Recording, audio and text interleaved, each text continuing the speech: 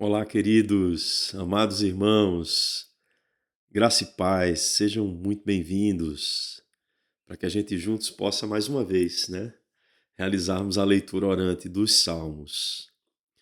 Você que está aí em casa, cuidando das coisas, mas que está acompanhando no celular, você que colocou no aplicativo da televisão, do YouTube, para que pudesse também aí fazer conosco, esse momento de devocionalidade. Seja bem-vindo. Você que está chegando em casa agora, quem sabe, do trabalho, um pouco cansado, seja também muito bem-vindo. Esse é um momento para todos, é um momento para toda a igreja, é um momento saudável para que a gente possa desenvolver, de acordo com aquilo que a própria palavra de Deus nos traz, a nossa oração. Que Deus ele seja misericordioso para conosco em mais um dia e fale ao nosso coração por meio da sua santa e bendita palavra, a ponto de que, inundados por esse rio caudaloso de Deus, que é trazido por meio da sua palavra, em verdade, a nossa vida, possamos também transbordarmos em oração a Deus, para louvor do seu nome. Vamos lá, Salmo de número 65, amado irmão, amada irmã, eu convido você a que tome aí sua Bíblia, seu aplicativo de celular ou do tablet, não importa. A gente vai estar usando a versão Almeida Revista Atualizada, mas se você não tem essa versão, pode usar outra também. Você acompanha e depois compara os textos, isso também é saudável. O importante é que a gente possa nos dedicar, à atenção à palavra de Deus nesse momento. Salmo 65, você vai ver que é um salmo de 13 versos. Está aí na nossa Bíblia, na versão Almeida Revista e Atualizada, um título que é Ação de Graça pelas Bênçãos das Searas. Ação de Graças pelas Bênçãos das Searas. Esse é um salmo que move o nosso coração em adoração a Deus, em gratidão ao Senhor, tá? Em louvor ao seu nome. E como é um salmo de 13 versos, a gente vai fazer apenas uma leitura.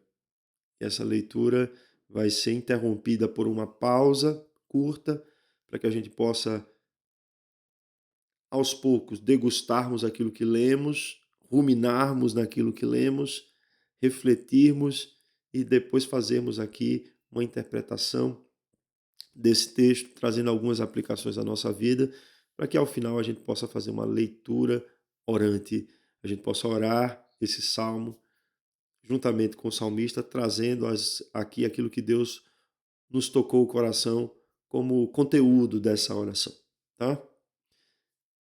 Então, sem mais delongas, vamos lá. Salmo de número 65.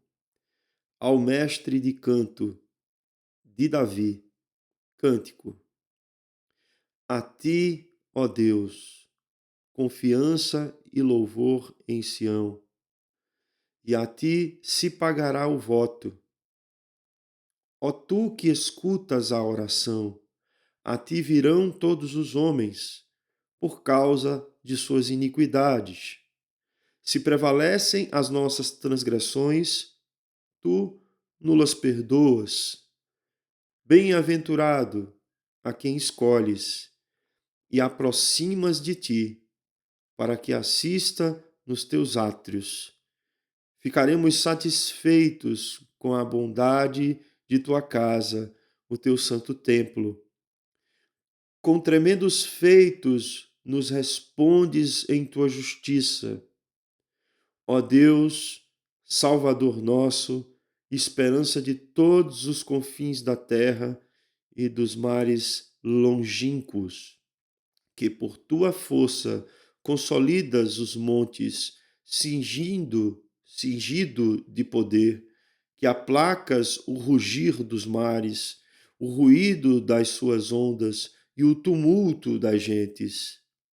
Os que habitam nos confins da terra temem os teus sinais. Os que vêm do Oriente e do Ocidente, tu os fazes exultar de júbilo.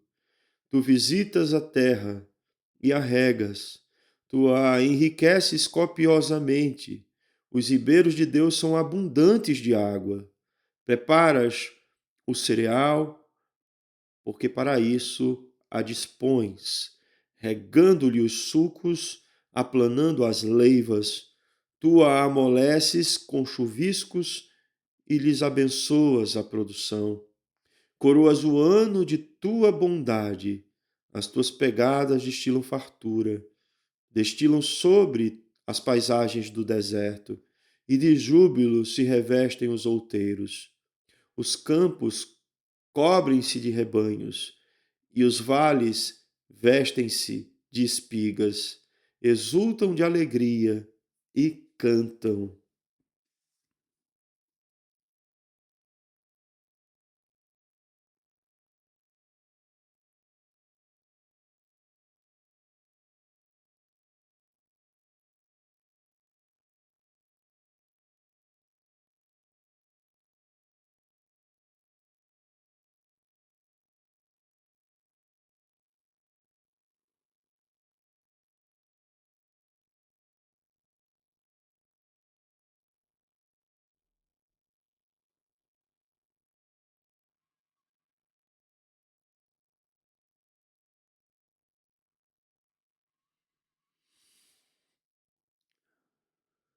Meus irmãos, mais uma vez estamos tratando com um salmo cuja autoria é atribuída ao rei Davi, o maior dos salmistas no sentido de quantidade de salmos escritos na nossa Bíblia.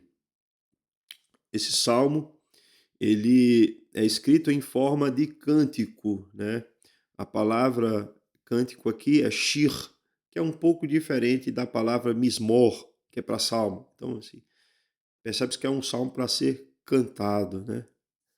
E esse salmo ele tem um pano de fundo cultural que é importante que nós compreendamos. A gente sabe que a sociedade israelita era uma sociedade agrária. Vivia também da pecuária de ovinos, né? Mas especialmente agrária. Tanto é que, se você pegar dentro do contexto da sociedade israelita, você vai perceber que as festas estavam relacionadas à colheita, né? Você vai perceber isso em muitos momentos. Você vai perceber, por exemplo, que a festa da Páscoa, que é dos pães sem fermentos, estava relacionada à colheita da cevada. A festa das semanas estava relacionada à colheita do trigo. E a festa dos tabernáculos, ou festa também das cabanas, chamada de Sucote, estava relacionada à colheita da uva. Então, assim, aparece nesse salmo muito evidentemente a nós que essa sociedade era uma sociedade agrária e que percebia, né, na ação de Deus graciosa para com eles os frutos dessa colheita e por isso se dirigia a Deus em ação de graça. Mas não só por isso, né? E a gente vai destacar aqui depois nesse salmo. O fato é que a gente tem um gênero literário aqui que já conversamos sobre ele, que é o gênero de salmo de ação de graças, sendo que esse é um salmo comunitário, né? Ele é um salmo para ser entoado em conjunto com a congregação. É um salmo comunitário de ações de graças. E a gente pode pensar, né, nos motivos que nós temos de dar a Deus ação de graças, e a gente vai aqui abrir um leque de muitos motivos. A gente vai pensar naquilo que possa ser de provisão material, mas a gente também vai pensar naquilo que é essencial como provisão espiritual para a nossa vida. E tudo proveniente de nosso Deus. Tudo oriundo de sua graça e da sua misericórdia para conosco, não é? A gente tem aqui neste salmo isso muito presente. Há uma beleza aqui, até mesmo na estrutura. Ele, como a gente já viu, né, ele é um shir, é um cântico, é um salmo de louvor também. E a estrutura desse salmo, se você tomar a sua Bíblia aí, dar uma olhadinha comigo, você vai perceber, né? Que aí do verso 1 ao verso 5, a gente tem uma primeira parte do salmo, que vai ter aí, do verso 1 ao verso 4, louvor a Deus, né? Ao Deus que perdoa os pecados. Tá aí, claro, para nós. E depois no verso 5, o louvor a Deus que é a esperança de todos, né? É a esperança daqueles que o buscam.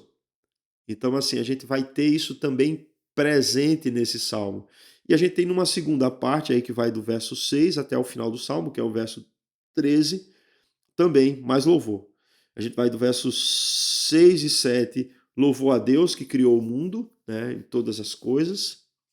A criação, ela evidencia que esse Deus é um Deus que deve ser louvado.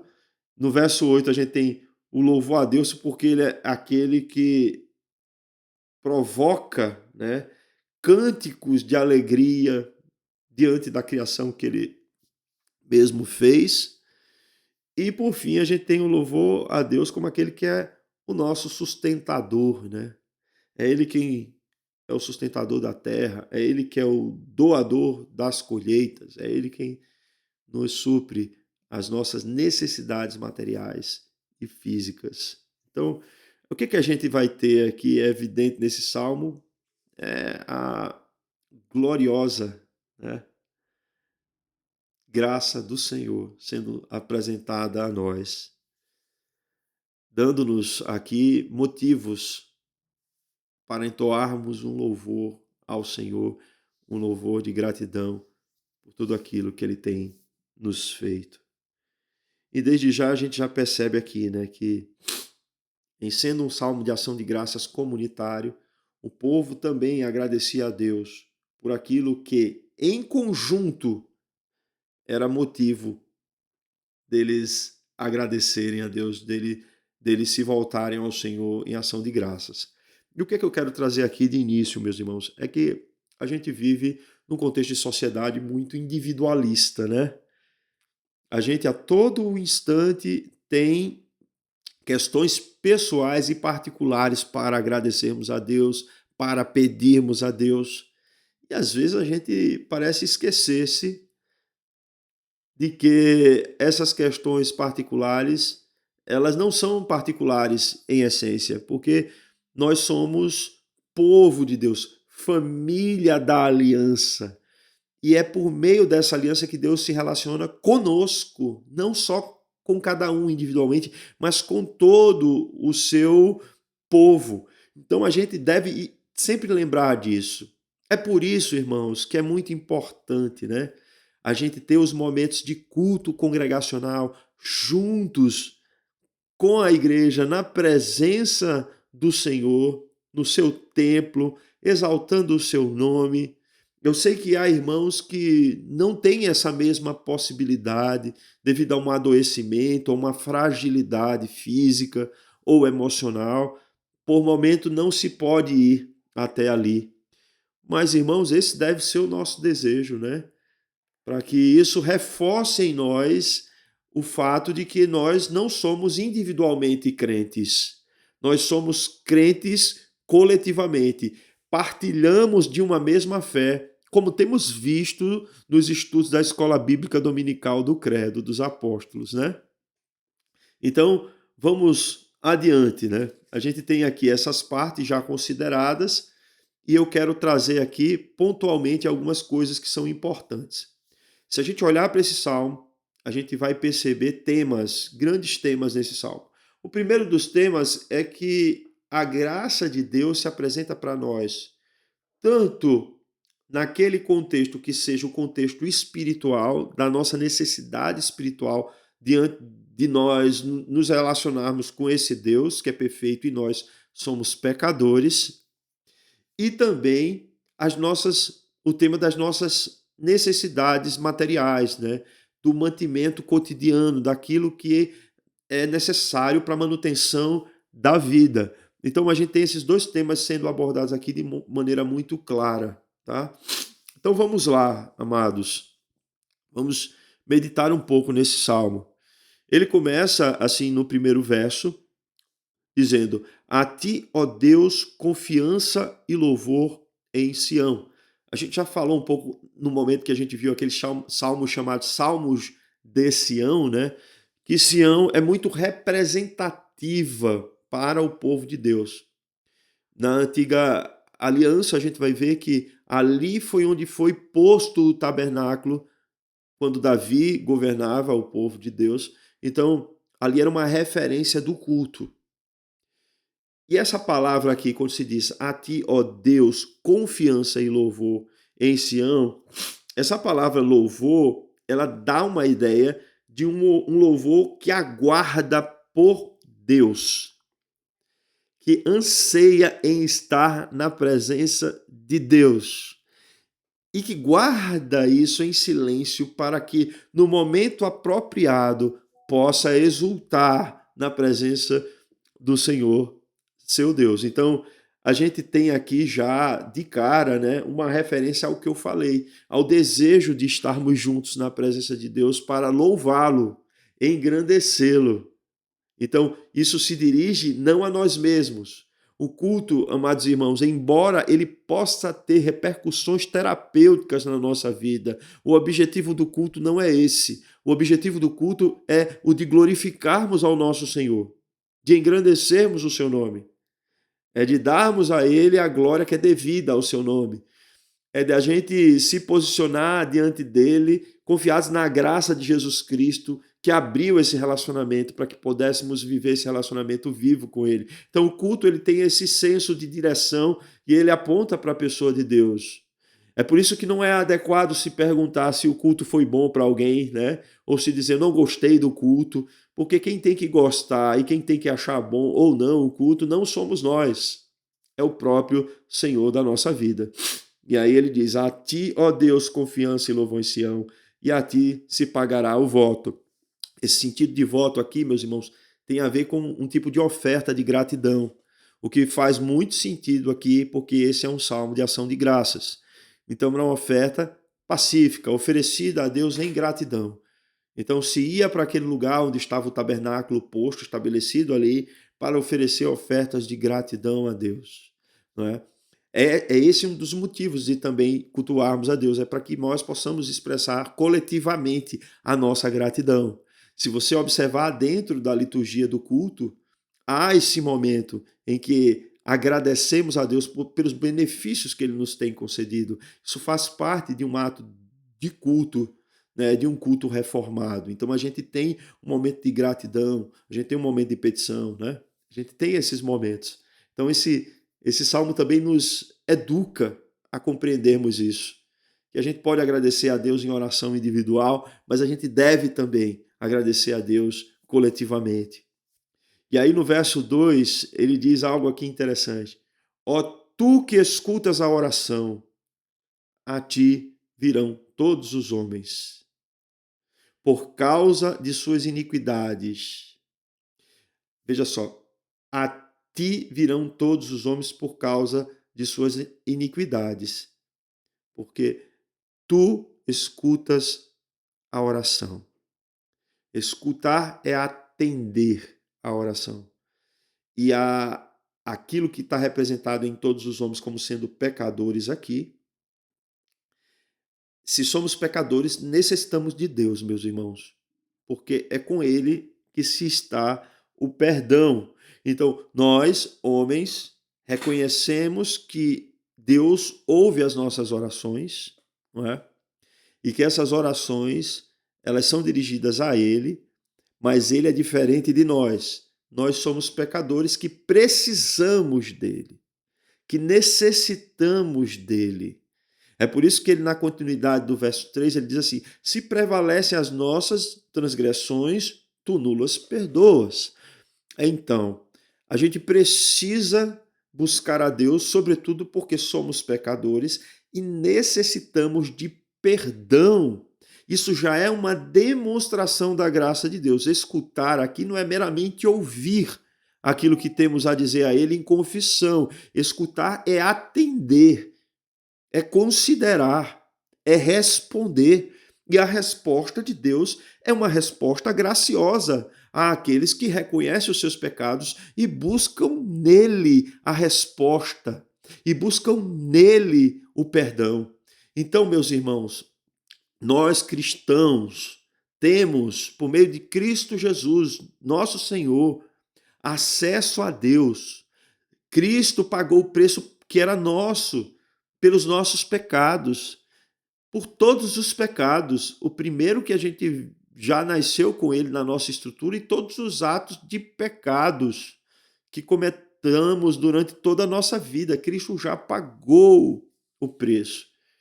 E aqueles a quem Cristo já pagou o preço não agem como se isso não tivesse um preço, ou seja, não agem desconsiderando o preço que Jesus Cristo teve que pagar para que nós pudéssemos ser perdoados. Então, uma pessoa que é salva na pessoa bendita de Jesus Cristo, ela vai se dirigir a Deus considerando a graça de Deus não uma graça barata. Então, todas as vezes que ela perceber que cometeu pecados, transgressões, ela vai se voltar a Deus para pedir perdão. Isso atesta de que ele é um filho de Deus. Isso dá testemunho de que, de fato, ele considera a graça de Jesus Cristo de maneira adequada, como a Bíblia nos aponta que ela seja. Se não, se você vive como se isso fosse já um salvo-conduto para que você pecasse de forma deliberada, você não entendeu o que é a graça e você está barateando o preço que foi pago na cruz do Calvário. Ele perdoa as nossas transgressões.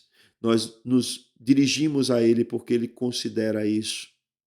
Ele sabe que somos pecadores e Ele tem sim o perdão. E Ele concede esse perdão por meio de Cristo Jesus a cada um daqueles que se voltam para Ele arrependidos e com fé no Evangelho, né? No Evangelho chamado de Evangelho da graça de Jesus Cristo. Vamos lá, né? Aí aqui a gente vai ter aqui um pouco da consequência, né, de sermos filhos de Deus. O que é que isso gera em nós? Qual é o resultado? Ele diz assim: bem-aventurado aquele a quem escolhes e aproximas de ti, para que assista nos teus átrios. Ficaremos satisfeitos com a bondade da tua casa, o teu santo templo. Irmãos, a eleição está muito bem esboçada aqui nesse texto. Vejam só, bem-aventurado, ou seja, muitíssimo felizes, né? Até muito mais do que isso. Isso é uma expressão ainda muito mais profunda. Ele diz assim: abençoados são aqueles que tu escolheste, que tu atraíste até a tua presença, para que este possa te servir na congregação dos fiéis, no seu santo templo. Irmãos, nós que somos cristãos de herança reformada, entendemos que o sacerdócio não é de um clérigo apenas. O sacerdócio é o sacerdócio universal da igreja. Pedro traz isso em sua carta, ao dizer que Jesus Cristo nos chamou das trevas para a sua maravilhosa luz, ou seja, Deus fez essa operação por meio de Cristo na nossa vida. Para quê, né? Para quê? Porque ele fez isso para que testemunhássemos das suas virtudes. E ele diz que esses que ele chamou são nação santa, povo de propriedade exclusiva e sacerdócio real, ou reino de sacerdotes, como poderia também muito bem ser traduzido. Então, todos nós fazemos parte desse sacerdócio universal e todos nós estamos no serviço do Senhor como igreja. E quando nos ajuntamos congregacionalmente, todos temos o que oferecer. Não é mais um sacerdote que vai fazer com que essas ofertas cheguem até Deus, no sentido do sacerdócio comum ali da tenda da revelação, do tabernáculo, mas somos cada um de nós, como povos, nos reunindo coletivamente, oferecendo sacrifícios a Deus, oferecendo ações de graças a Deus na sua casa, no seu templo, para a glória bendita do seu nome. É isso que o texto nos diz. Mas isso se ressalta aqui de que foi Deus quem soberanamente nos escolheu, nos elegeu e nos capacitou para isso, por meio do Espírito Santo, amados. Então somos capacitados a servir a Deus por meio do Espírito Santo. Nos tornamos sacerdotes ou reino de sacerdotes por meio da ação do Espírito Santo em nossa vida. E dessa forma o servimos. Assim como aqui o povo de Israel, no Salmo de Davi, é posto como aqueles que foram escolhidos para servir ao Senhor. E aí a gente entra aqui na esperança, né, do mundo, porque aqueles que ele chamou não só fariam parte do povo hebreu, mas fariam parte de toda tribo, língua, nação. Observem o que é que está escrito aí. No verso 5. Com tremendos feitos nos respondes em tua justiça. Ó Deus, Salvador nosso, Salvador do seu povo, esperança de todos os confins da terra e dos mares longínquos. Irmãos, é óbvio que a salvação ela não ficaria restrita apenas a uma etnia, a um determinado tipo de grupo étnico. É óbvio, a Bíblia já detalhava sobre isso. Então a gente tem, por exemplo, nos comentários dos Salmos, né, comentários reformados, a gente tem muitos reformadores trazendo à luz essa questão de que Deus alcançaria pessoas de todos os povos, né? Nesse ponto aqui do Salmo, né? Fica muito claro, com tremendo sede responde em tua justiça, ó Deus Salvador nosso, mas não apenas nosso, esperança de todos os confins da terra e dos mares longínquos. Então, Deus não escolhe apenas pessoas de uma determinada etnia. Deus escolheu também pessoas de outros povos, bárbaros, né? Pessoas pagãs foram trazidas, salvas, escolhidas dali, por meio da ação soberana do Espírito Santo de Deus, para que agora, em novidade de vida, regeneradas por esse Espírito, possam ter a fé dirigida à pessoa de Jesus Cristo, de modo que, pelo Evangelho da Graça, elas também foram alcançadas. É por isso que João começa ali o seu evangelho falando sobre isso, né? Que Jesus veio para o que era seu, mas os seus não o receberam, mas a todos quantos o receberam, deu-lhes o poder de serem feitos filhos de Deus. A todos quantos creem em o nome de Jesus Cristo. Então a gente já tem aqui, né, de maneira não tão nítida como o que João escreveu, mas a gente já tem aqui trazido no Salmo de Davi, que Deus busca pessoas dos confins da terra, dos lugares mais longínquos. E aí ele continua agora na segunda parte, né? Que ele vai falar aqui do louvor a Deus, né? Esse Deus que criou o mundo. Ele diz assim: que por tua força, por teu poder, consolidas os montes, sigido de poder, que aplacas o rugir dos mares, o ruído das suas ondas e o tumulto das gentes. Olha, a gente tem visto na escola bíblica dominical sobre o credo apostólico e o que a gente viu foi o primeiro artigo de fé de que Deus é Pai Todo-Poderoso e Criador dos céus e da terra. E essa natureza de Deus o destaca de qualquer um dos seres humanos.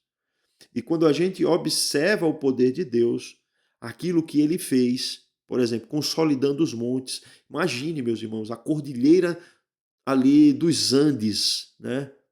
Deus, pelo seu poder, criou. Você imagina o Himalaia lá, né? Aqueles montes Urais no noroeste, né? Da Europa. A gente vai ter vários lugares em que aquela beleza, né, se destaca. A gente pode falar aqui da Serra da Mantiqueira, em São Paulo, do Planalto da Borborema, no Nordeste, né, do país. Então a gente tem coisas que demonstram, por meio da criação, a grandeza de Deus e devem nos levar a exaltar o nome de Deus, porque Ele é o Criador destas coisas.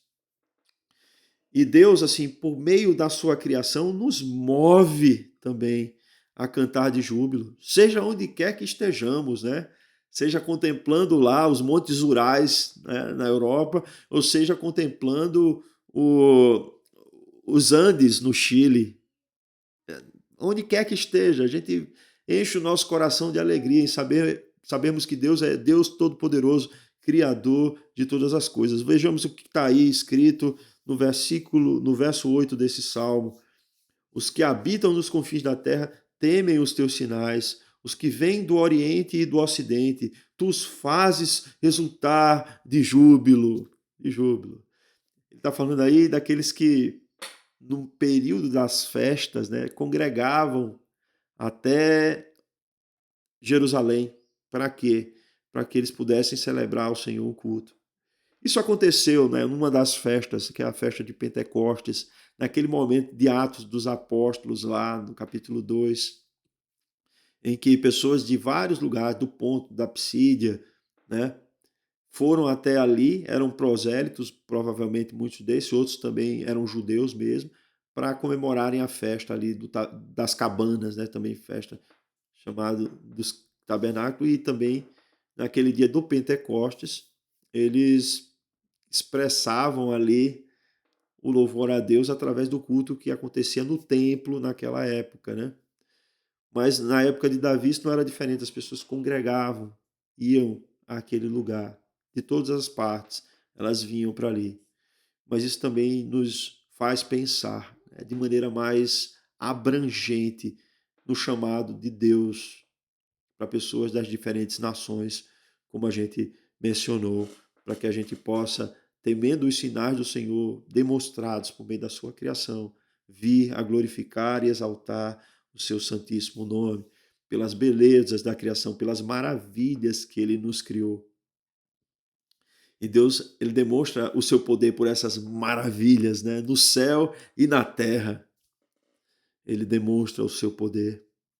E aí, irmãos, aqui do verso 9 ao verso 13, a gente vai falar um pouco sobre essa questão agrária do povo de Israel e como Deus, que demonstra a sua graça espiritualmente, perdoando os nossos pecados, nos chamando para si, agindo sobrenaturalmente no nosso coração pelo seu espírito, para que possamos ser seu povo e prestarmos a ele o culto que é devido.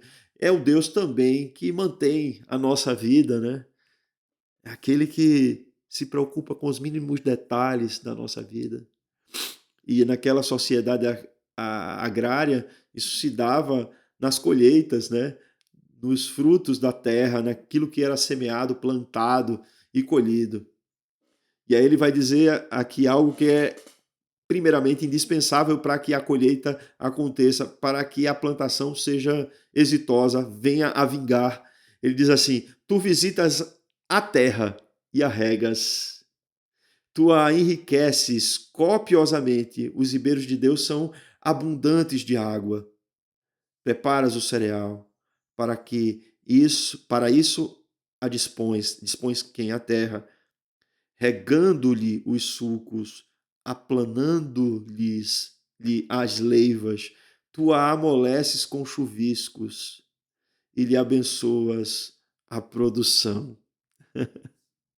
Irmãos, o salmista está percebendo o agir de Deus em cada mínimo detalhe daquela sociedade, da produção agrária daquela sociedade.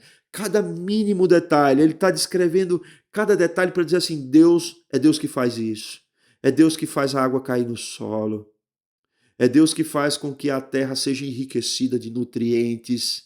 É Deus que faz com que a semente ecloda, a semente que foi semeada. Né? É Ele quem amolece a terra para criar ali o pH e a condição propícia para que a semente possa crescer. É Deus que faz essa planta vicejar. É Ele quem abençoa a produção, abençoa a colheita. Nós, meus irmãos, nós somos muitas vezes incrédulos, no sentido de que Deus supre as nossas necessidades. Às vezes, assim, a gente se deixa levar por uma ansiedade tamanha que aquilo que deveria ser fruto de ação de graças na nossa vida, que é o nosso trabalho, acaba se tornando um peso sem ter necessidade de ser. Né? Poderíamos perceber em cada movimento do nosso trabalho o agir de Deus sobre a nossa vida. Poderíamos ser mais gratos a Deus por nos fazer, né, obter os recursos suficientes para que a gente possa manter a nossa vida e a vida da nossa família. Mas às vezes a gente está tão estressado, tão preocupado, tão ansioso com o que comer, com o que vestir, que a gente esquece de lembrar daquilo que Jesus Cristo falou sobre os lírios do campo, né? Que Salomão, nem na sua apoteose, no seu momento de maior eh, riqueza e opulência, ele se vestiu como os lírios. E as aves do céu, né? Que elas não semeiam, elas não plantam, elas não colhem, mas o próprio Deus as sustenta. Será que esse Deus que veste os lírios dessa forma e sustenta essas aves, não é capaz também de trazer para a nossa vida o sustento e a manutenção daquilo que é devido? Observem, né, meus irmãos? Eu não estou fazendo aqui nenhum tipo de apologia à vagabundagem, os irmãos sabem que não é isso.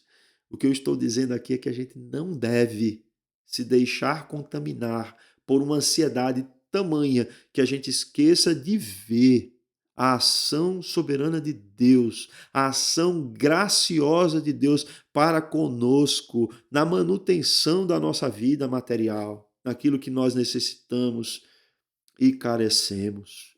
Precisamos nos voltar para Deus com esse olhar também e glorificá-lo por tudo isso.